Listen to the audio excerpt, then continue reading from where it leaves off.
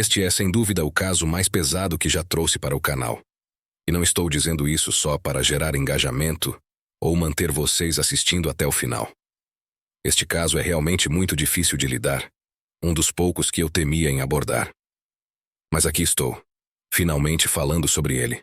Porque praticamente em todos os comentários dos vídeos mais longos, vocês pedem para eu contar essa história. Então, antes de mais nada, bem-vindos a mais um vídeo do canal.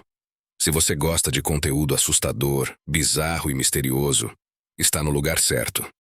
Aqui tem no mínimo 3 vídeos por semana, então há muito conteúdo para vocês. E claro, se curtir o que vê por aqui, não se esqueça de deixar o like, se inscrever no canal e comentar outros casos que gostaria de ver por aqui.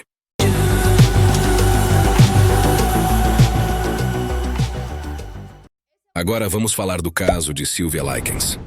A história dela é extremamente pesada, mas o que a torna ainda mais impactante é que aconteceu em um cenário que poderia ter envolvido qualquer pessoa. Foi uma mulher, seus filhos, as crianças da vizinhança, pessoas que ninguém imaginaria terem um comportamento tão cruel e brutal. Acho que é fundamental tratarmos disso também como uma forma de alerta, um conteúdo educativo, para mostrar que esse tipo de horror não ocorre apenas em ambientes ligados ao crime organizado. Ele pode estar acontecendo bem ao lado de você, na casa ao lado, e você talvez nem perceba. Foi com essa consciência que escolhi abordar o caso no canal. Deixo aqui um aviso importante. É uma história muito pesada, tanto para mim quanto provavelmente para vocês. Então já fiquem cientes dos alertas de gatilho. Se você tem menos de 18 anos, talvez seja melhor reconsiderar assistir. E se decidir seguir adiante, esteja preparado para o impacto emocional que essa história pode causar, até mesmo uma possível perda de fé na humanidade. Pronto. Depois desses minutos iniciais, vamos finalmente mergulhar na história. Prometo que daqui em diante vou focar em passar todas as informações de forma clara, tentando não me envolver emocionalmente, apesar de ser um caso que desafia a lógica humana. Então, sem mais demora, vamos começar. Conforme Sylvia foi crescendo, ela começou a trabalhar como babá para outras crianças e utilizava o dinheiro que ganhava para fazer pequenas viagens com sua irmã, além de levá-la para patinar no gelo. Isso mostrava o quanto as duas tinham uma conexão muito próxima. Em 1965, Sylvia conheceu 2 garotas na escola onde estudava, Paula e Stephanie Banizewski.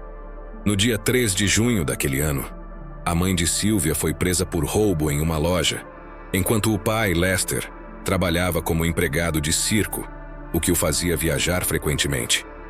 Com a prisão da mãe e o pai sempre ausente, as irmãs ficaram sem ninguém para cuidar delas. Normalmente, Lester levava os filhos homens para acompanhá-lo no circo, mas considerava o ambiente inadequado para as filhas. Foi então que ele conheceu Gertrude Banishevsky, mãe de Paula e Stephanie. Visto que Sylvia já tinha uma relação de proximidade com as meninas, Lester perguntou se Gertrude poderia cuidar de Sylvia e sua irmã, Jenny, durante o período em que ele estaria viajando. Ele se comprometeu a pagar $20 por semana para ajudar nas despesas. Gertrude aceitou a proposta com entusiasmo, especialmente pela oferta financeira, e prometeu cuidar das meninas como se fossem suas próprias filhas. Agora, falando sobre Gertrude, ela era uma pessoa com um passado conturbado. Nascida em 19 de setembro de 1928, Gertrude teve uma infância difícil, presenciando a morte do pai, que sofreu um ataque cardíaco na sua frente. Aos 16 anos, ela se casou com John Banizewski, com quem teve 4 filhos. O relacionamento era extremamente abusivo, tanto física quanto emocionalmente, e ela e suas filhas sofriam constantes agressões. 10 anos depois, Gertrude se divorciou de John, e logo após começou um novo relacionamento com Edward Guthrie, que também se mostrou abusivo. Esse casamento durou apenas alguns meses. Gertrude parecia ser incapaz de ficar sozinha. Após o segundo divórcio, ela reatou com John Banishevsky, e o casal teve mais 2 filhos antes de se divorciar definitivamente. Logo em seguida, ela se envolveu com Dennis Wright, um jovem de 22 anos, bem mais novo que ela, com quem teve outro filho, também chamado Dennis. Em 1965, o mesmo ano em que Sylvia e Jenny foram morar com ela, o relacionamento com Dennis chegou ao fim, já que ele não queria assumir a responsabilidade de uma casa cheia de crianças. E, além disso, não tinha emprego ou renda para sustentar a família. Gertrude, então, estava em uma situação financeira desesperadora, com 7 filhos para criar, vivendo na pobreza e sendo uma fumante inveterada. Ela ganhava apenas $55 por mês, o que mal dava para sustentar a família. Assim, quando Lester ofereceu pagar $20 por semana para que ela cuidasse de Sylvia e Jenny, parecia uma oportunidade de aliviar suas dificuldades financeiras, embora os custos adicionais com as 2 meninas fossem uma nova pressão para o orçamento. Nas primeiras 2 semanas, a família tratou Sylvia e Jenny com bastante gentileza. As meninas Banisevsky e Likens passavam o tempo juntas, fofocando e cantando músicas, o que criava a impressão de um ambiente acolhedor. Contudo, essa harmonia seria apenas temporária. Elas tinham uma rotina bem parecida, então estavam sempre juntas se divertindo. A casa dos Banisevsky era o tipo de lugar onde as crianças da vizinhança entravam e saíam à vontade. Gertrude, a mãe da casa, era bem permissiva, e as crianças se sentiam livres para fazer o que quisessem, sem muita supervisão. Era comum ver um grupo grande de pessoas ali o tempo todo. Naquela época, Gertrude estava passando por um momento muito difícil. Ela havia perdido uma gestação recentemente e parecia muito abatida, aparentando ser bem mais velha do que realmente era. Para agravar a situação, sua filha mais velha, de 17 anos, estava grávida de um homem casado, o que naquela época, nos anos 60, era motivo de muito preconceito. Sylvia e Jenny, as 2 irmãs que foram deixadas sob os cuidados de Gertrude, compartilhavam um quarto com 3 dos filhos dela: Marie, de 11 anos, Shirley, de 10 e Jimmy, de 8. O quarto tinha apenas um colchão no chão, e as crianças se revezavam para dormir nele.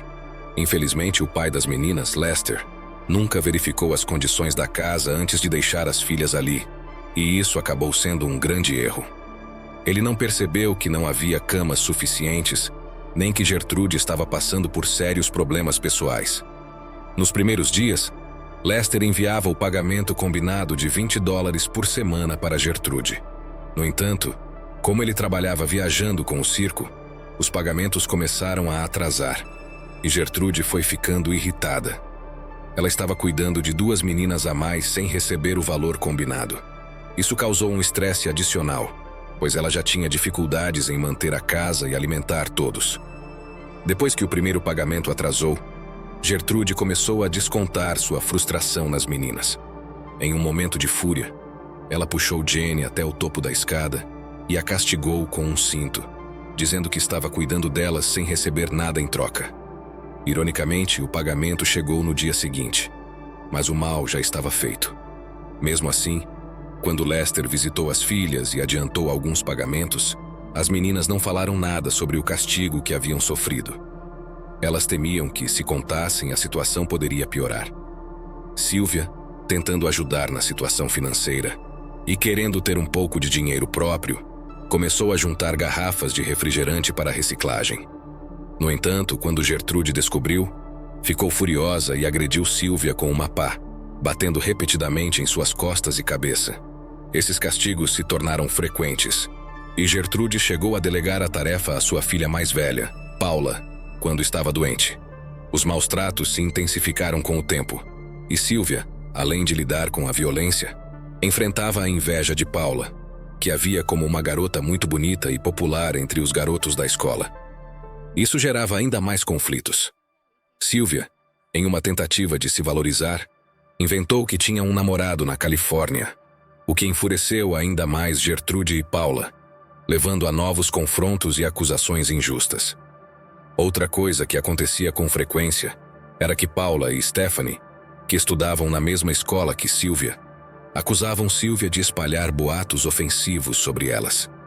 Um dia, uma delas contou ao namorado sobre o que Sylvia supostamente teria dito, e ele, irritado, foi até a casa dela e a agrediu fisicamente. Esses episódios se tornaram constantes, e outras crianças da escola começaram a ir até a casa de Sylvia para participar das agressões. Em uma ocasião, Paula ou Stephanie disse à melhor amiga de Sylvia, Ana, que Sylvia havia espalhado mentiras sobre ela, o que não era verdade. Mesmo assim, Ana se envolveu e também participou dessas humilhações. As crianças forçavam Sylvia a se expor de forma constrangedora na frente deles, além de submetê-la a outras formas de maus tratos físicos. Sylvia era marcada com queimaduras de cigarro, e tudo isso causava grande sofrimento. Sylvia tinha uma irmã mais velha chamada Diana, que já havia saído de casa. Às vezes, quando Sylvia a encontrava, mencionava estar com fome. Certa vez, Diana ofereceu um sanduíche para Sylvia, mas um dos filhos de Gertrude viu e contou para ela. Gertrude, enfurecida, castigou Sylvia novamente. Ela também era punida severamente quando era acusada de pequenos erros, como o de pegar uma roupa emprestada da escola para usar, já que não tinha outra opção, pois Gertrude se recusava a comprar roupas para ela. A raiva de Paula em relação a Sylvia também aumentava. Um dia, Paula a agrediu com tanta força que acabou machucando o próprio pulso. Mesmo depois de seguir ao médico e voltar com um gesso, Paula continuou a bater em Sylvia, usando o gesso como uma forma de intensificar as agressões. Sylvia também enfrentava uma constante privação de alimentos. Desesperada, começou a procurar comida no lixo. Em uma ocasião, Gertrude, Paula e um vizinho chamado Range a forçaram a comer restos de comida que encontraram, em uma atitude extremamente humilhante. Quando Sylvia vomitou, eles a forçaram a continuar a comer. Gertrude constantemente a insultava com palavras cruéis, e suas filhas, especialmente Paula e Stephanie, riam da situação. Em outras ocasiões, Gertrude queimava os dedos de Sylvia com fósforos, gritando que ela estava arruinando sua vida. Apesar das visitas ocasionais do pai de Sylvia, ele parecia não perceber o que estava acontecendo, pois nunca verificava as condições em que as filhas viviam. A conversa na casa frequentemente recaía sobre falsas acusações de promiscuidade em relação a Sylvia, e Gertrude a repreendia constantemente, dizendo que ela não deveria ter qualquer envolvimento com garotos antes de se casar. Sylvia, já exausta de tantas injustiças, às vezes respondia que não concordava com essa visão, o que parecia irritar ainda mais Gertrude. Sylvia tinha apenas 16 anos, e após sofrer tanta violência gratuita, mesmo sem ter feito nada para merecer, ela não se calava facilmente. A situação piorou quando as agressões físicas ficaram mais severas, e Sylvia começou a sentir sérias dores devido aos chutes que recebia, especialmente na região abdominal. Em um episódio particularmente cruel, Gertrude forçou Sylvia a realizar um ato extremamente humilhante com uma garrafa, enquanto outras pessoas assistiam e zombavam dela. A situação era tão desesperadora que Sylvia e sua irmã mais nova, Jenny, nunca tiveram coragem de contar para os pais o que estava acontecendo, pois Gertrude as ameaçava, dizendo que as mataria se falassem qualquer coisa. O medo constante e o trauma as silenciavam. Com o passar do tempo, Gertrude chegou ao ponto de proibir Sylvia e Jenny de verem a irmã mais velha, Diana, que morava perto. Em um momento de desafio, Paula chegou a abrir a porta da casa e provocou Sylvia, desafiando-a a sair de casa e partir, embora soubessem que Sylvia não tinha para onde seguir, nem condições de fugir. O último dia de Sylvia na escola foi no dia 6 de outubro, pouco depois de uma visita de seu pai. Os chutes que ela havia recebido na região pélvica causaram lesões graves, a ponto de ela perder o controle da bexiga, o que gerava ainda mais punições de Gertrude, que ficava furiosa ao ver Sylvia urinando acidentalmente pela casa. Isso resultou no confinamento de Sylvia no porão da casa, um local frio e sujo de concreto, onde ela era amarrada e deixada por dias a pedido de Gertrude. As agressões não pararam por aí. Crianças da escola começaram a frequentar a casa para participar dessas torturas. Gertrude permitia que eles praticassem diversos tipos de violência, como golpes de karatê em Sylvia. Alguns apagavam cigarros em sua pele para ouvi-la gritar. Ela também era submetida a banhos escaldantes que causavam bolhas dolorosas em sua pele, deixando-a extremamente fragilizada. O momento mais revoltante dessa história foi quando Gertrude decidiu humilhar ainda mais Sylvia, usando uma agulha para tentar gravar palavras ofensivas em seu corpo. Ela não conseguiu terminar, e então, incentivou um vizinho de 15 anos, Richard, a concluir a tarefa. Ele gravou na pele de Sylvia uma frase depreciativa e depois tentou queimar uma marca em seu peito com um gancho de metal aquecido, mas acabou deixando um número mal feito em vez disso. Gertrude continuava a provocar Sylvia, dizendo que ela nunca mais conseguiria se casar depois de tudo o que havia acontecido. Sylvia, já cansada e com poucas forças, apenas respondeu que não havia mais nada que pudesse fazer naquela situação, resignada ao seu destino trágico. E mais uma vez, vocês podem estar se perguntando: como ninguém percebeu o que estava acontecendo? Ela continuava indo à escola e ninguém notava seus machucados? Uma vez, Sylvia conseguiu falar com sua irmã Diana sobre o que estava acontecendo, mas por algum motivo, Diana não acreditou. Em uma ocasião, Diana chegou a visitar as meninas, mas Gertrude disse que elas estavam proibidas de ver a irmã, e Diana acabou não insistindo, aparentando não dar muita importância. Houve também uma situação em que possivelmente uma mãe de aluno ou alguém próximo entrou em contato com a escola, relatando que Sylvia parecia estar desnutrida e com várias marcas pelo corpo. A escola notificou as autoridades responsáveis, que foram até a casa de Gertrude investigar. Gertrudes, no entanto, conseguiu se justificar, dizendo que Sylvia tinha fugido de casa por uma semana, e os machucados e a aparência dela eram consequências desse tempo fora.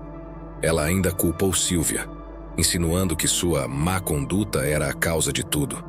O conselho tutelar ouviu a explicação, aceitou a versão de Gertrude e foi embora. Mais uma vez ninguém fez nada, mesmo quando havia a chance de intervir.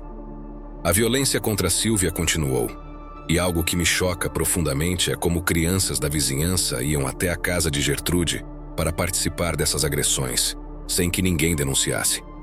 É possível argumentar que as crianças poderiam não saber o que era certo ou errado, mas muitos já tinham 15, 16 ou até 17 anos, idade suficiente para saber que o que estavam fazendo era errado. Na minha opinião, todos deveriam ser responsabilizados. Com o passar do tempo, Sylvia foi ficando mais fraca, especialmente depois de ser confinada no porão. Ela era mantida amarrada, sem comida ou água, e continuava a urinar no chão por conta das condições em que estava. Cada vez que isso acontecia, Gertrude a castigava, às vezes com banhos de água quente. O estado de Sylvia foi piorando até que um dia Jenny, sua irmã mais nova, foi falar com ela. Sylvia, com a voz fraca e trêmula, disse a Jenny que sabia que ela não queria que ela morresse, mas que não tinha mais forças para continuar. Gertrude percebeu que Sylvia estava piorando e, por medo de ser descoberta, permitiu que ela dormisse em um colchão. Ela não estava agindo por compaixão, mas porque temia que, se Sylvia morresse em sua casa, seria responsabilizada. Após um banho morno, Gertrude forçou Sylvia a escrever uma carta, tentando criar uma versão em que Sylvia seria culpada por tudo o que tinha acontecido. Na carta, Sylvia confessava ter saído com um grupo de garotos, que a machucaram e humilharam. Também mencionava que teria causado problemas para Gertrudes, danificado um colchão e aumentado os gastos médicos da família. A intenção de Gertrude era fazer os pais de Sylvia acreditarem que ela era a responsável por sua própria situação. Mais tarde, Sylvia ouviu Gertrude conversando com os filhos sobre abandoná-la na floresta. Em um último esforço, Sylvia tentou fugir, mas foi capturada por um dos filhos de Gertrude e levada de volta para casa. Ela foi forçada a comer algo, mas estava tão fraca que não conseguiu. Gertrude, irritada, bateu nela. O filho, John, levou Sylvia de volta ao porão, onde ela foi amarrada de forma que seus pés mal tocavam o chão. Nos dias seguintes, a violência continuou. Sylvia, cada vez mais debilitada, recebeu golpes até perder a consciência. Quando ela recobrou os sentidos, tentou desesperadamente bater nas paredes e no chão do porão, na esperança de que alguém a escutasse e viesse ajudá-la, mas ninguém veio. Na manhã do dia 26 de outubro de 1965, Gertrude e sua filha Stephanie tentaram dar um banho em Sylvia, mas ela parou de respirar. A família entrou em pânico, não por compaixão, mas pelo medo de serem pegos. Stephanie tentou reanimá-la, mas já era tarde demais. Gertrude colocou o corpo de Sylvia de volta no colchão e pediu que chamassem a polícia. Quando os policiais chegaram, Ela entregou a carta que Sylvia havia escrito e explicou que a menina havia sido agredida na rua, que alguns jovens a teriam machucado, mas que Sylvia não conseguiu suportar a situação. Os policiais então se dirigiram ao quarto e encontraram Sylvia deitada naquele colchão sujo. Um dos legistas percebeu que os lábios de Sylvia estavam machucados e todas as suas unhas estavam quebradas. Ela apresentava várias lesões na pele, todas em diferentes estágios de cicatrização, sugerindo um trauma contínuo. O Dr. Charles Ellis realizou uma autópsia e determinou que a causa da morte foi abuso. A polícia perguntou a Jenny o que havia acontecido, e ela repetiu tudo o que Gertrude tinha contado, mas acrescentou: "Se você me tirar daqui, eu conto toda a verdade." Graças ao testemunho de Jenny, a polícia conseguiu prender toda a família e levá-los ao tribunal. Gertrude negou todas as acusações, alegando que quem deveria cuidar das meninas eram seus filhos, já que ela estava muito deprimida para isso e não havia feito nada.